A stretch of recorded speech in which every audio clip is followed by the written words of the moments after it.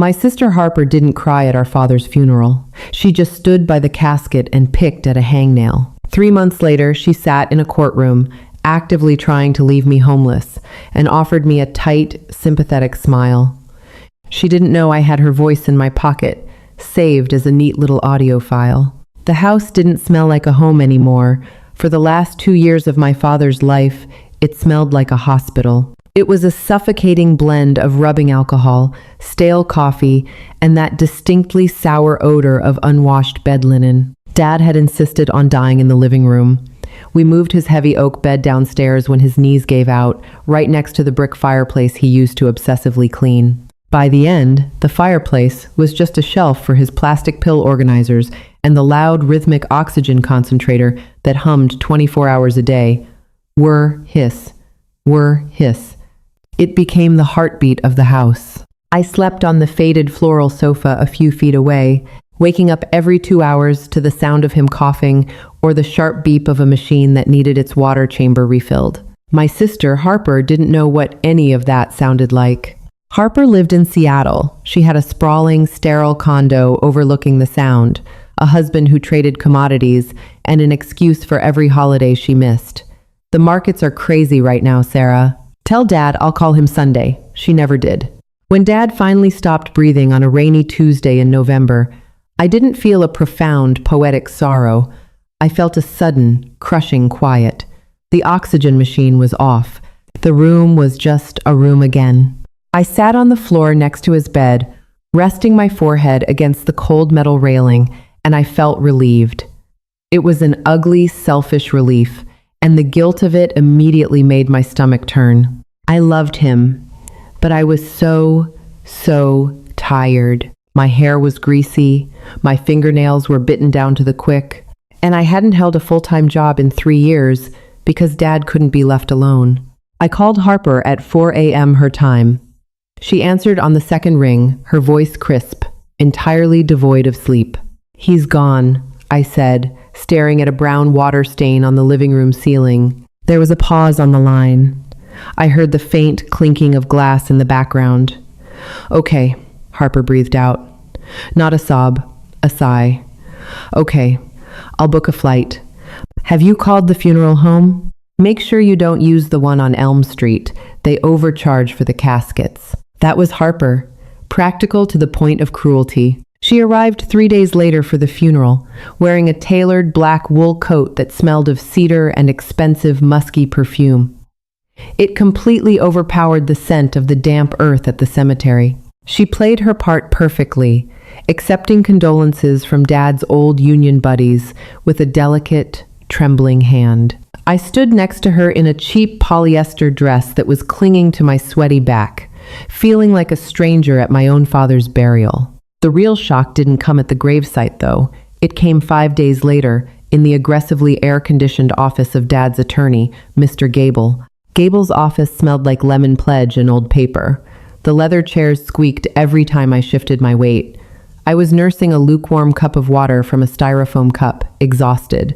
Harper sat beside me, legs crossed, perfectly still. "Arturo's estate is fairly straightforward," Mr. Gable said, adjusting his wire-rimmed glasses. He was a soft-spoken man with a persistent nasal drip that made him sniff every few sentences. However, there was an amendment to the will made roughly 6 weeks ago. I frowned, tracing the rim of my styrofoam cup. An amendment? Dad could barely hold a pen 6 weeks ago. "His signature is notarized," Gable said, pulling a heavy, cream-colored document from a manila folder. "In this addendum, Arturo revokes the previous 50-50 split of the property and assets." Gable cleared his throat, suddenly unable to meet my eyes. The entirety of the estate, the house on Maple Drive, the checking accounts, and the life insurance policy is left to Harper. The styrofoam cup crumpled in my hand. Water spilled over my knuckles, cold and sharp. "What?" "To Harper," Gable repeated softly, "with a one-time stipend of $10,000 allocated to Sarah for transitionary expenses." I looked at my sister. Harper was staring straight ahead at Gable's desk, her expression perfectly composed. $10,000? My voice cracked. It didn't sound like my own. It sounded thin and reedy.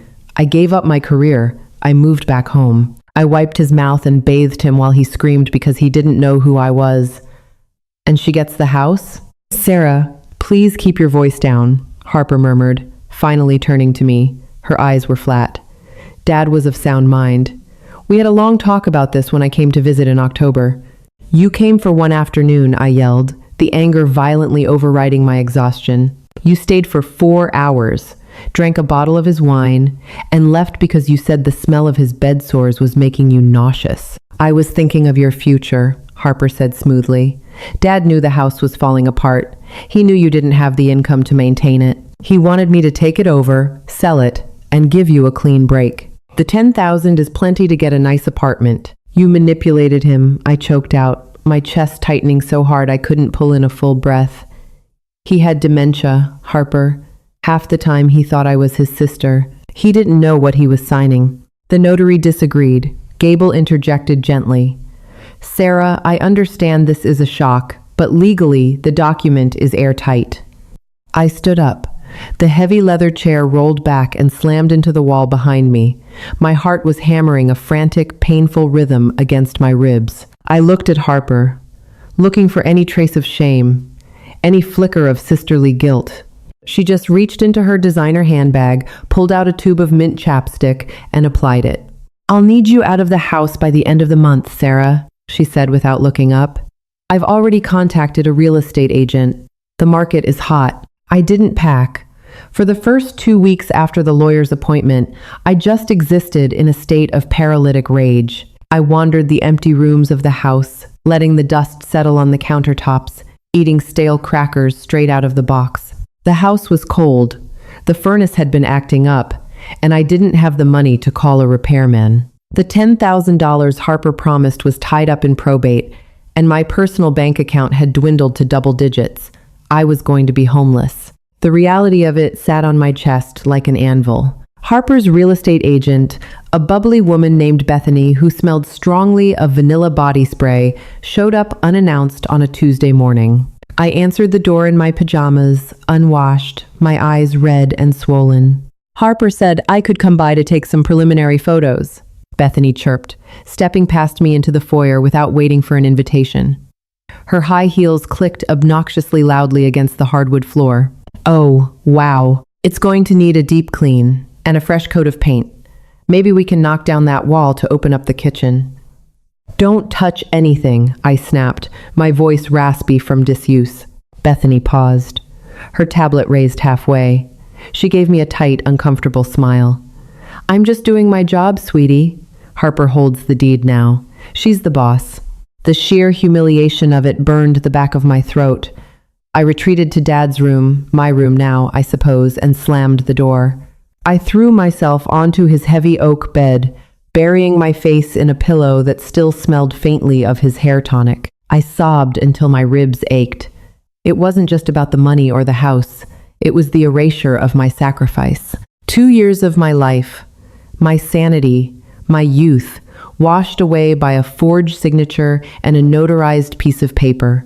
Dad wouldn't have done it. Even in his foggiest moments, when he was scared and confused, he clung to me. He used to pat my hand with his cold, papery skin and whisper, "You're a good girl, Sarah. This is all yours when I go, I promise." I sat up, wiping my nose on the back of my sleeve. I needed to pack. I needed to leave before Harper brought the police to drag me out. I grabbed an empty cardboard box from the hallway and started throwing things in. Books, old photographs, chipped coffee mugs. I moved mechanically, fueled by a bitter, hollow energy.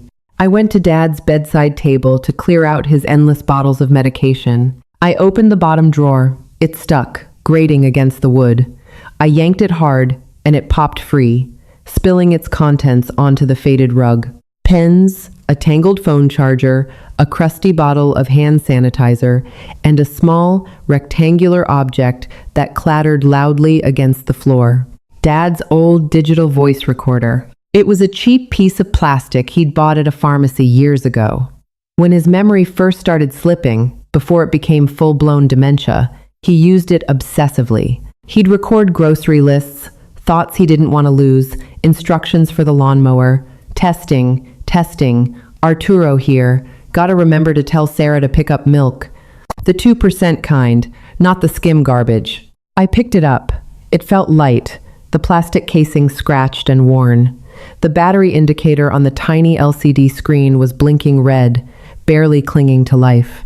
My thumb hovered over the play button.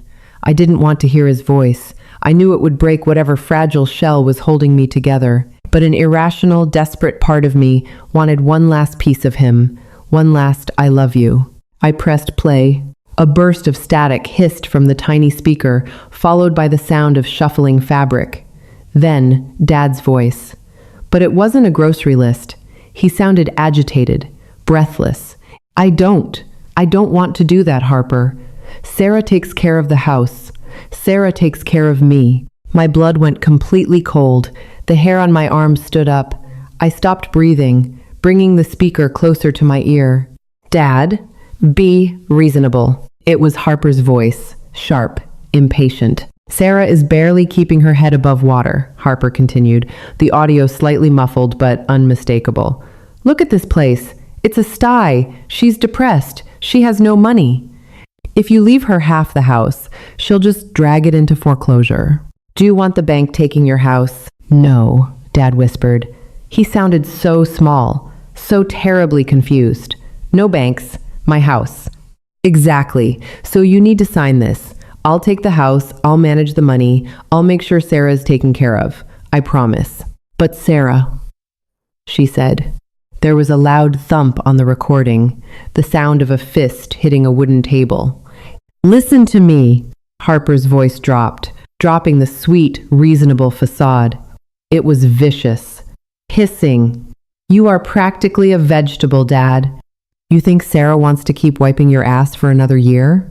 She hates it here. She complains to me all the time. She told me she wishes you'd just hurry up and die so she can get her half of the money. I gasped, a physical jolt rocking my body. I dropped the recorder on the bed. She complains to me all the time. She told me she wishes you'd just hurry up and die. The lie was so massive, so profoundly evil, it made the room spin. The audio continued to play from the mattress. Dad was crying now. The wet, gasping sobs of an old man whose heart was breaking. She said that? My Sarah? Yes, Harper lied smoothly, not missing a beat. She's just waiting for the payout. If you sign this, it protects the estate. It protects her from herself. Just sign the paper, Dad. Mr. Davis is waiting outside. Mr. Davis. The mobile notary. Okay, Dad wept. The sound of a pen scratching heavily against paper echoed through the tiny speaker. Okay, for Sarah. The recording clicked off. The silence in the bedroom was deafening. My stomach roiled. I scrambled off the bed, made it to the adjoining bathroom, and violently threw up into the toilet. The smell of bile and old copper pipes filled my nose. I leaned my forehead against the cold porcelain tank, panting, sweating through my clothes. Harper hadn't just stolen my inheritance. She had stolen my father's peace. She had spent his final weeks making him believe that his primary caregiver, his daughter, despised him. I flushed the toilet. I stood up and looked at myself in the mirror. My face was pale, my eyes bloodshot and rimmed with dark, bruised circles. I looked like a victim. I looked like a woman who was about to be put out on the street. I walked back into the bedroom, picked up the recorder, and immediately backed up the file to my phone, my laptop, and a cloud drive. I wasn't packing anymore. I was going to court. The courthouse in downtown Chicago was a massive, imposing structure of gray stone and heavy bronze doors that required your entire body weight to pull open. Inside, the floors were a polished terrazzo that echoed with the clatter of 100 different tragedies. It smelled faintly of floor wax and the metallic tang of anxious sweat. My lawyer, David, was a young, hungry guy operating out of a strip mall.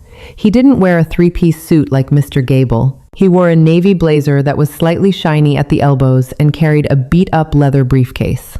But when I played him the recording in his office, his jaw had actually dropped. He'd paused the audio, looked at me and whispered, "Oh, we are going to bury her." Now, sitting at the plaintiff's table in courtroom 3B, my confidence was rapidly evaporating. My palms were sweating, leaving damp prints on the dark oak table. My foot tapped a frantic rhythm against the carpet. I felt small. Harper sat 20 feet away at the defense table. She looked like she belonged on the cover of a magazine. She wore a pristine cream-colored pantsuit, her blonde hair blown out into soft, expensive waves. Beside her sat her attorney, a silver-haired shark named named Harrison. Harrison had an aggressively calm demeanor. He organized his legal pads with geometric precision. Every time I looked over, Harper refused to meet my eyes. She was acting as though I were an unpleasant smell in the room, something to be politely ignored until it dissipated. Judge Mitchell presided over the bench. She was a woman in her late 50s with sharp, hawkish features and an expression of perpetual exhaustion. She looked like she had heard every lie in the world and was bored by all of them. The hearing was technically to contest the validity of the addendum. David had filed a motion challenging Dad's mental capacity and alleging undue influence. Harrison stood up first. He moved with the smooth, unhurried grace of a man who billed $1,000 an hour. "Your Honor," Harrison began, his voice deep and resonant. "This is a tragic, but entirely common, family dispute. My client, Harper, is a successful businesswoman who stepped in to manage her father's estate because her sister, the plaintiff, was simply unable to cope." He walked toward the center of the floor, occasionally checking a note card he clearly didn't need. The plaintiff, Sarah, was unemployed. She was living in the father's home rent-free. The house was falling into disrepair. Arturo recognized this. He recognized that leaving a complex estate and a degrading property to a daughter who was already buckling under the pressure of daily life would be a burden, not a gift. He legally, and with a state-certified notary present, transferred the estate to his eldest daughter, Harper, who had the means and the acumen to handle it. Harrison turned and looked at me. It wasn't a mean look. It was worse. It was a look of deep, condescending pity. "Sarah is grieving," Harrison continued gently. "She is lashing out, but Arturo's intent was clear. He even left her $10,000 to help her get on her feet. This lawsuit is a frivolous attempt to undo a dying man's final wish out of sheer misplaced resentment." Judge Mitchell nodded slowly, making a note on her legal pad. The pen scratched loudly in the quiet room. I felt my chest tightening. I wanted to scream. I wanted to stand up and throw my plastic water bottle at Harrison's perfectly styled silver head. I looked at David. David just gave me a microscopic nod. "Wait." "Thank you, Mr. Harrison," Judge Mitchell said, her voice dry as dust. "Does the plaintiff have anything to present beyond the medical records already submitted? Because frankly, counselor, moderate dementia does not automatically preclude a person from understanding a will alteration, especially with a notary present." David stood up. He buttoned his shiny navy blazer. "We do, Your Honor," David said. His voice lacked Harrison's theatrical boom, but it was steady. "We allege that Harper did not just step in out of the goodness of her heart. We allege that she actively, maliciously coerced Arturo into signing the addendum through extreme emotional manipulation." Harper actually laughed. It was a short, breathy sound, instantly stifled by her hand, but it echoed loudly. She looked at Judge Mitchell with an expression that said, "Can you believe this?" "That is a severe allegation, counselor," the judge warned, peering over her reading glasses. "Do you have proof, or are we just throwing mud to see what sticks?" "We have a recording, Your Honor," David said. The atmosphere in the room shifted instantly. The air seemed to get heavy. At the defense table, Harrison stopped organizing his pens. Harper's hand dropped slowly from her face. She finally looked at me. "A recording of what?" Judge Mitchell asked, frowning. "An audio recording made on Arturo's personal device, taken on October 12th, the exact date the addendum was signed," David explained. It captured the entire conversation between Arturo and the defendant immediately prior to the notary's arrival. Harrison was on his feet in a second. "Objection, Your Honor. This is an ambush. Illinois is a two-party consent state. If this recording was made without my client's knowledge, it is entirely inadmissible." I felt my stomach drop into my shoes. Two-party consent. I hadn't even thought of that. I looked at David in panic. David didn't flinch. Your Honor, the two-party consent law does not apply here. Arturo recorded the audio in his own bedroom, in his own home. Furthermore, the Illinois eavesdropping statute provides an explicit exemption if the recording is made by a party to the conversation, to gather evidence of a crime, in this case, elder abuse and felony coercion. My client has not been charged with a crime, Harrison barked, his calm demeanor fracturing. I will allow the court to hear it to determine its admissibility, Judge Mitchell said, banging her gavel lightly. But if this is just family bickering, counselor, I will strike it from the record, and you will be sanctioned. Understood, Your Honor, David said. He pulled a small black flash drive from his pocket. He walked it over to the bailiff, who plugged it into the court's audio system. I looked across the aisle at my sister. Harper was pale.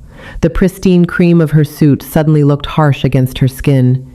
She stared at me, her eyes wide, frantically searching my face. I didn't look away. I didn't cry. For the first time in my life, I held her gaze. She offered a tiny, trembling smile. A tight, forced smirk meant to communicate confidence. It meant to say, "You can't touch me."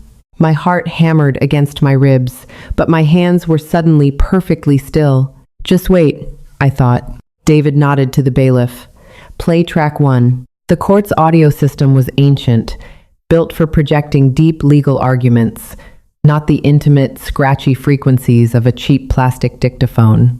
When the file began to play, a loud, synthetic hiss washed over the room like static between radio stations. Then, the rustle of bedsheets, and my father's voice. I don't want to do that, Harper. Sarah takes care of the house.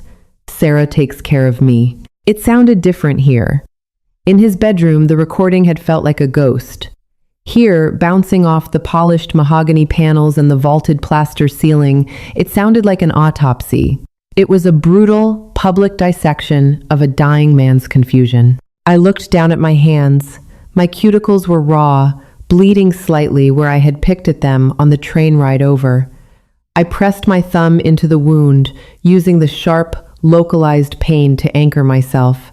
I didn't want to look at Harper yet. I didn't want to see her face. Dad, be reasonable. Harper's voice echoed from the speakers above us. It was metallic, stripped of its usual honeyed polish. I risked a glance at the judge. Judge Mitchell had stopped writing. She was leaning forward, her reading glasses perched on the very tip of her nose, her chin resting on her folded hands. The boredom was completely gone from her face. In its place was a rigid, terrifying stillness. Sarah is barely keeping her head above water. She's depressed. She has no money. If you leave her half the house, she'll just drag it into foreclosure. At the defense table, Harrison, the $1,000 an hour shark, shifted his weight. He reached out and touched his tie. It was a microscopic gesture, but in the language of a courtroom, it was a siren. He hadn't heard this tape. Harper had never told him it existed. You could see the realization crystallizing behind his eyes. His client had lied to him, and he was currently standing on a landmine. No, Dad whispered through the speakers. The frailty in his voice made my chest physically ache. No banks. My house.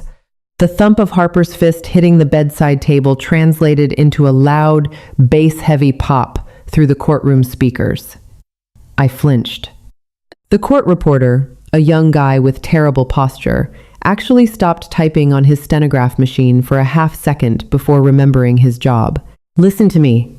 You are practically a vegetable, Dad. A collective, barely audible intake of breath seemed to suck the air out of the room.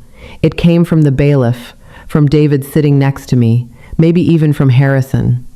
You think Sarah wants to keep wiping your ass for another year? She hates it here. She complains to me all the time. She told me she wishes you'd just hurry up and die so she can get her half of the money. I closed my eyes. The nausea I'd felt in the bathroom weeks ago rushed back, coating the back of my throat in a sour metallic film. I didn't feel vindicated. I didn't feel like a triumphant protagonist in a legal thriller. I felt utterly, disgustingly exposed. Strangers were listening to the ugliest moment of my family's existence. I wanted to crawl under the heavy oak table and hide. Dad began to cry on the tape. The wet, broken sobs filled the large room. She said that? My Sarah? Yes, Harper lied smoothly. She's just waiting for the payout. Just sign the paper, Dad. Mr. Davis is waiting outside. The recording clicked off. The static died. The silence that followed was heavy, suffocating, and absolute. It stretched for 3, 4, 5 seconds. It felt like an hour. Harrison stood up. He didn't look nearly as graceful as he had 10 minutes ago. His silver hair seemed suddenly dull. Your Honor, he began, his voice lacking its previous resonance.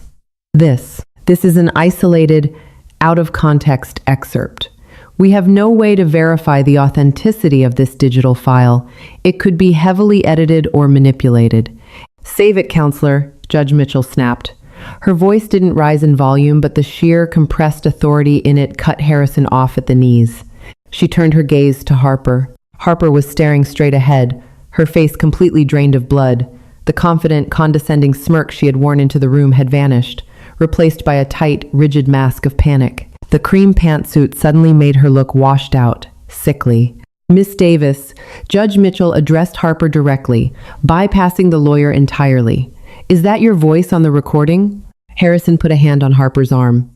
Your Honor, I must advise my client not to answer that without proper. I am asking your client a direct question in a civil proceeding, Mr. Harrison, the judge interrupted, her eyes never leaving Harper. You are bordering on suborning perjury if you allow her to continue the fiction you laid out in your opening statement. Is that your voice, Miss Davis? Harper's mouth opened, but nothing came out. She swallowed hard, the muscles in her neck straining. She looked at me, her eyes wild, silently begging for an out, for a rescue she had never once offered me. Yes, Harper whispered. Speak up for the court reporter, the judge ordered coldly. Yes, Harper said, her voice shaking. It's my voice, but I was just trying to... He was confused.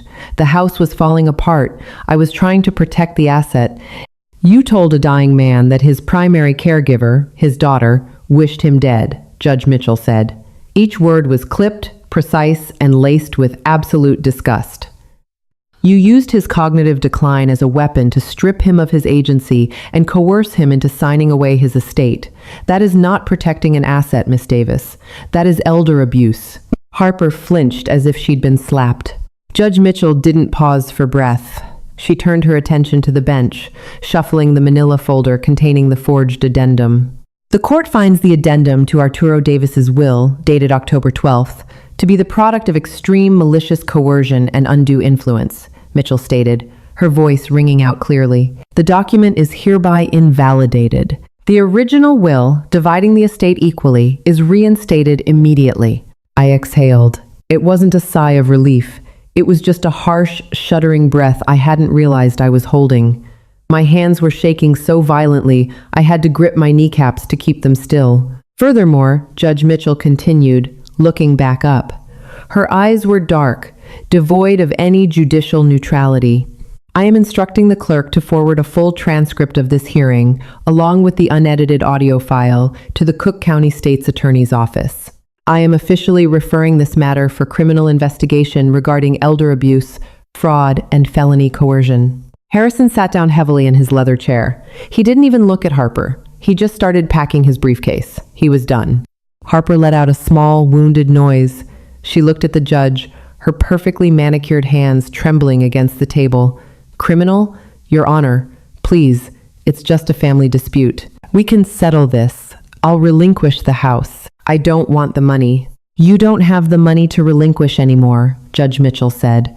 She picked up her wooden gavel, and it stopped being a family dispute the second you used fraud to exploit a vulnerable senior citizen. We are adjourned. The gavel hit the sounding block with a sharp, definitive crack. I didn't wait around to see Harper's breakdown. The second the judge left the bench, I stood up, grabbed my purse, and walked down the center aisle. I felt completely hollowed out. There was no adrenaline left in my system, just a profound, bone-deep exhaustion. David caught up to me in the hallway, his cheap briefcases bumping against his leg. Sarah, hey, wait, he said, breathing a little heavy. He had a massive grin on his face. That was unbelievable. Mitchell destroyed her. The state's attorney will definitely pick this up. Harper is looking at real jail time, or at the very least, a massive fine and a felony record. Her husband's going to love that. Yeah, I said quietly, stopping by the bank of brass elevators. I couldn't match his energy. Thank you, David. Really. I appreciate everything. David's smile faded a bit, recognizing the reality of my tone. He nodded, suddenly professional again. The original will is active. That means the house is half yours. Given Harper's current legal jeopardy, her lawyer will likely advise her to sign over her half entirely in exchange for us not pushing civil damages. You're going to be fine, Sarah. The house is yours. The elevator chimed and the heavy doors slid open. Sarah, the voice echoed down the marble corridor. I didn't turn around immediately.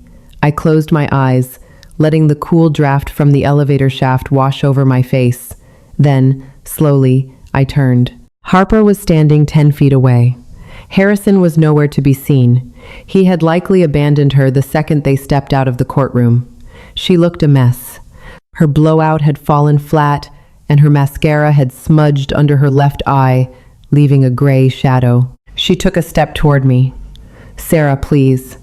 Don't let them send this to the prosecutor. My husband. The firm will drop him if I get indicted for fraud. It'll ruin us. I looked at her. Really looked at her. I searched her face for the sister I used to share a bedroom with, the girl who taught me how to braid my hair and cover up a pimple with concealer. But she wasn't there. Maybe she never was. You ruined yourself, Harper, I said. My voice wasn't angry. It was just tired. We're family, she pleaded, tears finally spilling over her lashes.